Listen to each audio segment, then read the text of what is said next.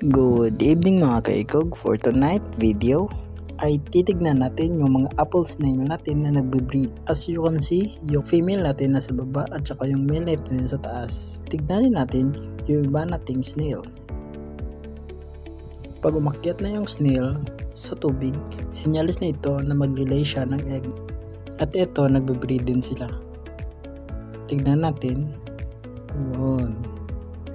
As you can see, yung female natin sa baba at saka yung male ay pupapatong sa kanya.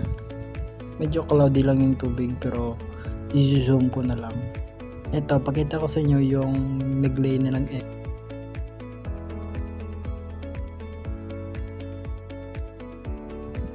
At binilang ko talaga mula sa paglabas ng itlog sa kanila hanggang sa pumunta yung egg nila sa, nakita nyo yan sa marami. Mga 25 seconds na pagbibilang bago makarating yung egg na isa dun sa marami. Hindi ko na ma-fed ng matagal kasi nangangalay na rin po yung kamay ko. Wala po kasi akong stand. Yan lang muna mga kaikog. That is for tonight video. Just like, follow and share. Bye bye.